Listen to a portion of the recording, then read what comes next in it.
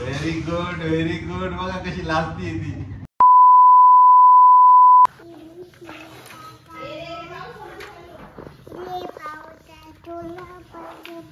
इकडे इकडे बघून इकडे बघून इकडे बघून.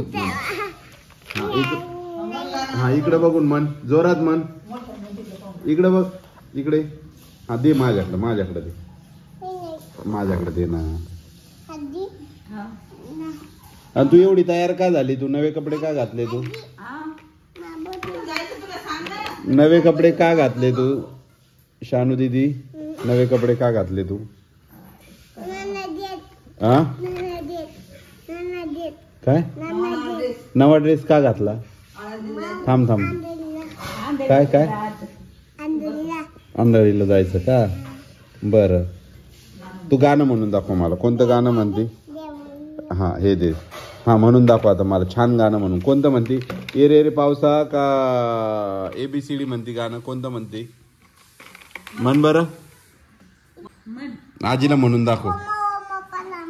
हा ते मी घेतो मी तो. आजीला गाणं म्हणून दाखव अगोदर. आजीला ऐकायला लाव. आजीला म्हणा आईची ऐका. हा तिला म्हणू दे काय ये रे पावसा.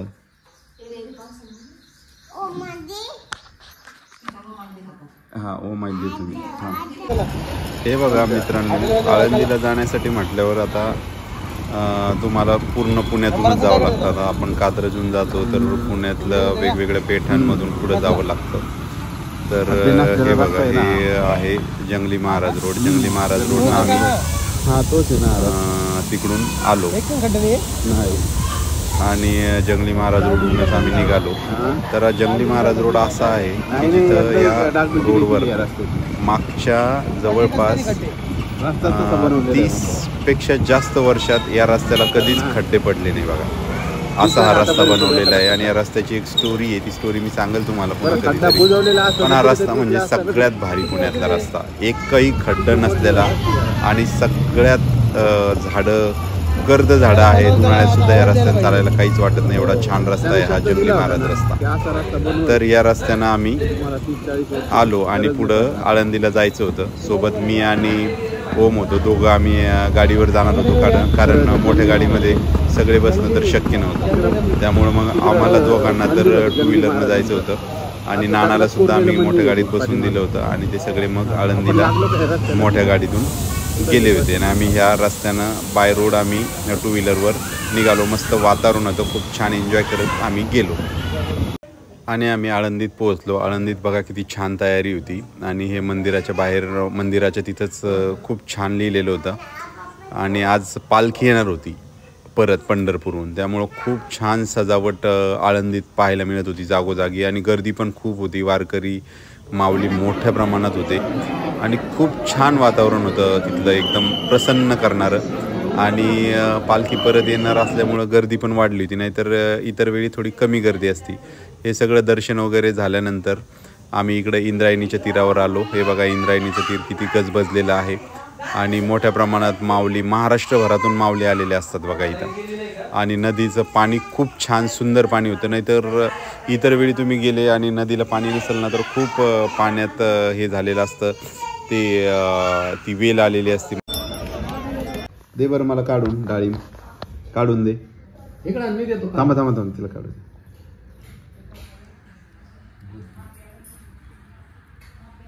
अरे मला दे ना बाळा. मला गोड आहे का डाळिंब? हा बरं मला सांग आज काय काय केलं? कुठं गेली होती तू? पाण्यात. कुठं गेली होती पाण्यात? कुठं? आणि काय केलं तिथं सांग बरं. कोणी कोणी आंघोळ केली? अजून आजीला आंघोळ घातली कोणी? कोणी आंघोळ घातली आजीला? दे बरं दीदी. ए दीदी इकडे बघ. मला दे ना डाळिंब. मला देत पण नाहीयेस तू. हा ना. आजीला काय काय केलं? आजीला काय काय केलं? आजीला कोणी धरून नेलं? कोणी? पप्पाने धरलं का तू धरलं होतं आजीला? कोणी धरलं? आणि कुठं नेलं होतं आजीला? आंघोळ केली आजीनं? किती पाणी होतं तिथं? किती होतं पाणी? 2 पाणी होतं का? आणि अजून कोण कोणी आंघोळ केली सांग बरं मला तिथं? आंघोळ कोणी कोणी केली? पप्पानं केली का? आजीनं, पप्पानं, अजून नानानं? नाना आले होते का? अरे ए दीदी, दीदी अजून कोणी आंघोळ केली सांग मला? आजीला काय काय केलं तो? आजीला कोणी आंघोळ घातली सांग बरं? सानू ना? आजी कसं वाटलं मग आज? चांगलं वाटलं. कुठं गेल्या होत्या? बापा ते काय मला नाही माहित नाव देत. आळंदी लक्षात नाही का तुमच्या? आळंदीला. पहिले काय पंढरपूर म्हणले होते तुम्ही? नाही पैठण म्हणले होते. पैठण म्हणले होते सकाळी. आंघोळ केली का? काय केलं मग? नाही केली बापा आंघोळी करून गेलो नाट्या नव्हत्यांना. मग पाय धुतले का? हा पाय आणि तोंड. कोणती नदी होती माहिती का तुम्हाला तिथली? पद्मा नदी. सांगत माहित नाही त्यांना. हो कोण? आळंदीला नदी कोणती? काय देव देव करता तुम्ही? अरे बापा त्या बाया पंढरपूर वाल्या म्हणे त्यात म्हण. पंढरपूरला कोणती आहे? चंद्रभागा आहे. चंद्रभागा आहे. आणि आळंदीला? आळंदीला कोणती? त्या दिंडीतल्या बायका म्हणतात पद्मावती म्हणून मला ठाऊक. नाही पद्मावती नाही. इंद्रायणी. ते गाणं नाही का? इंद्रायणी काठी. असं बापा. हा वावर गेलं नवऱ्यानं 6 वर्षाचं. आणि मला पंढरपुराला जाय म्हणे. मी यांना जाय तू डायरेक्ट. तुला काय हसू आलं दीदी?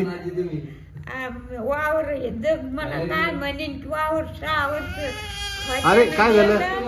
तुला नाही? आणि पंढरपुराला गेली मला. इकडे तुला नाही? तुला नाही.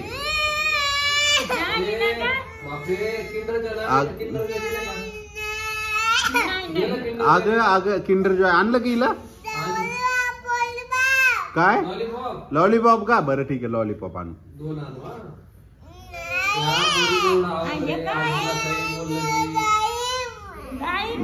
बर डाळिंब द्या तिला, सोलून द्या.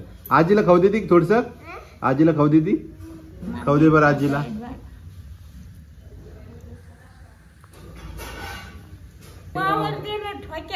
हा आणि तू जाय पंढरपुराला. कोण म्हणलं असं तुम्हाला? नवरा. हा मग तुम्ही काय म्हणलं? मला नाही जायचं वावर. मला जग काय म्हणे वावर ठोक्यान दिलं. पंढरपूरला चाललंय. हा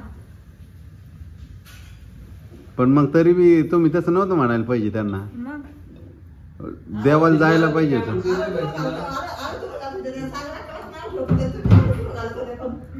नाही तुम्ही आरे तुर करत होते का नवऱ्याला? भेट होत्या का नवऱ्याला तुम्ही? भेट होत्या?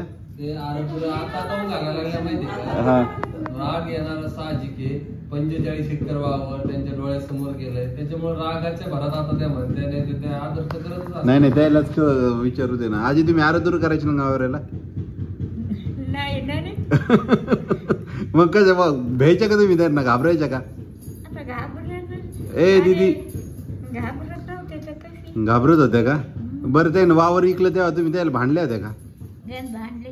भांडल्या? तरी विकलंच का त्यांनी? रुसून गेले. आबासाहेबाला वाटलं 2 लेकरं अशोक आणि कमल आणि मी गेले वावरात जाऊन. वावर का घरी होतं का लोकांना गेलेलं. पण तिथे कोणाच्या दारी कुठं बसू जाऊन म्हणून वावरात जाऊन तर आबासाहेबाला वाटलं माझी पुढी टाकीने 2 लेकरं घेऊन. दोन्ही हातानं काष्टा धरून आली वावरा गळली. तुम्हाला घरी नाही म्हणजे घरी नाही तुम्ही बरं वाईट करता म्हणून जीवा की 2 लेकरं घेऊन गेले. पाय सरळ कर बाळा तुझा. पाय नीट कर. शाबास.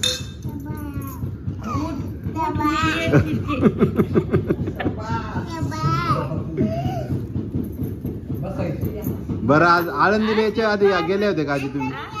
आळंदीला गेले होते? आळंदीला नाही आले तुम्ही एकदा पण?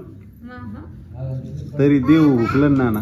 पंढरपुराला त्याच्या राज्यात नाही गेले. हा यानं नेलं. नाना नेलं का? हा पडली आता किती दिवस झाले आई त्या पंढरपूर 9 दिवस नाही आधीची घरी आलो. हा रविचे दिवसच होते. तेव्हा आळंदीला आली होती का तू? पंढरपूरला गेल्या होत्या 9 दिवस. हा त्या सांगितलं होतं मागच्या व्हिडिओ दर्शन मध्ये. होईना तर नवरोज हा सांगितलं होतं तुम्ही. कैसीला पंढरपूरला गेलो आम्ही. काय ना आळंदीचं का होईना, आळंदीत तुम्ही आता समाधान आहे ना तुम्हाला? समाधान नाही बाप्पा. नाही देऊला जायचंच आहे आई, तुकाराम महाराजाची पालखी. आजी आज कसं होतं माहितीये का, देऊला जायला ना ते आज पालखी परत आली ना सगळे रस्ते बंद होते, त्यामुळे आपल्याला जे रस्ता चालू होता तिकडून यावं लागलं नाना.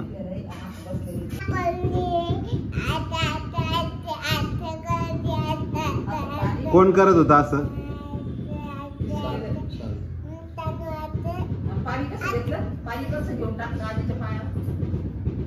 असं पाणी घेतलं आजीच्या पायावर टाकलं तू? बाईनं आपले पाय धुतले. मित्रांनो आज नाही का आम्ही सगळे आळंदीला गेलो होतो आणि सगळ्यात मेन म्हणजे काय माहितीये का की आई नाना आळंदीला जाऊन आले होते, पण आजी कधीच गेलेल्या नव्हत्या आणि आजीची खूप इच्छा होती की आळंदीला जायचं. तर मग त्यामुळं आज ठरलं होतं, संडे होता आणि त्यामुळं आज आजीला घेऊन गेलो होतो. खरं तर माझी इच्छा नव्हती आजीला, कारण काय माहितीये का काही देवस्थानांना व्हीलचेअर उपलब्ध नसतात, काही ठिकाणी असतात. आत्ता शिर्डीला गेलो तिथं हे उपलब्ध होती व्हीलचेअर, मग त्यामुळं तिथं नेलं होतं आम्ही. पण ती व्हीलचेअर आणायची आहे आजीची, जेणेकरून पुन्हा कुठं गेलो तर आजीला नेता येईल. तर आज माझी इच्छा त्याच्यामुळेच नव्हती की आजीची खूप दैन झाली असती चालायला. घाट खूप मोठा आहे. हे बघा इकडं सानू पावसाचं गाणं म्हणतीये, म्हण आता जोरात म्हण.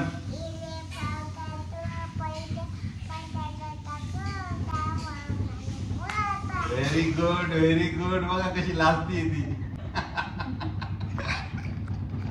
लाजतीये का तू?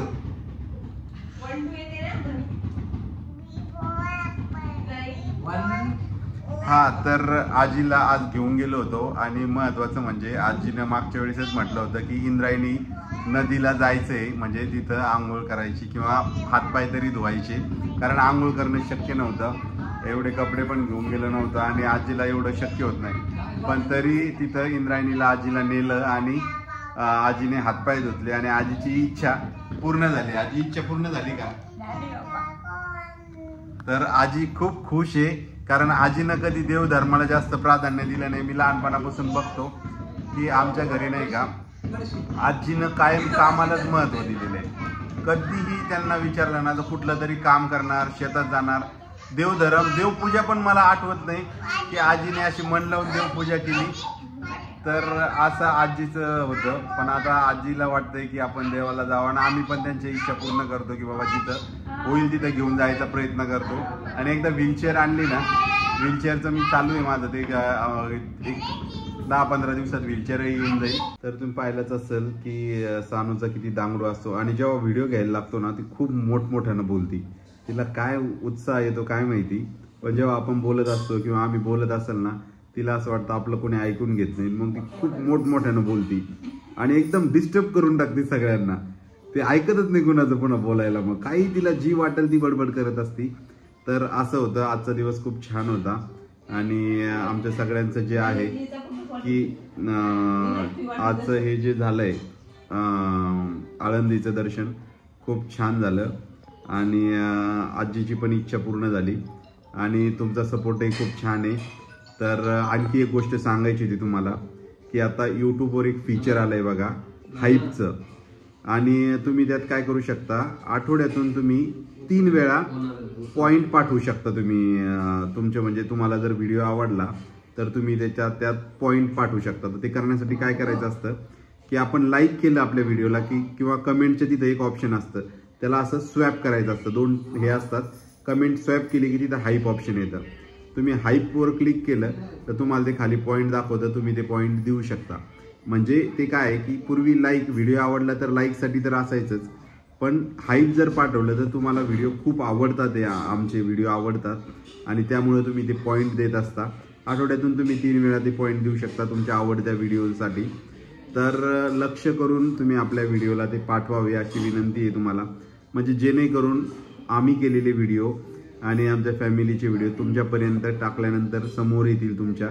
तसं तुम्ही सबस्क्राईब केलंच असेल, नसेल केलं तर सबस्क्राईब करून घ्या, कारण आपण 10,000च्या खूप जवळ पोहोचलोय आणि सबस्क्राईब केल्यानंतर आणखी आपण व्हिडिओ चांगल्यात चांगला कंटेंट द्यायचा प्रयत्न करू आणि मोठमोठाले व्हिडिओ करण्याचा प्रयत्न करू. आणि बऱ्याच कमेंट असतात की तुम्हाला सानू आणि आजीचे व्हिडिओ खूप आवडतात, तर खरंच खूप धन्यवाद त्यासाठी की तुम्ही एवढ्या आवडीनं व्हिडिओ बघता. हे बघा, सानूचा आवाज तुम्हाला ऐकायला आलाच असेल की किती मोठ्यानं बोलते ती बघा. तर चला, तुम्हाला भेटतो पुढच्या व्हिडिओमध्ये. तोपर्यंत गुड बाय.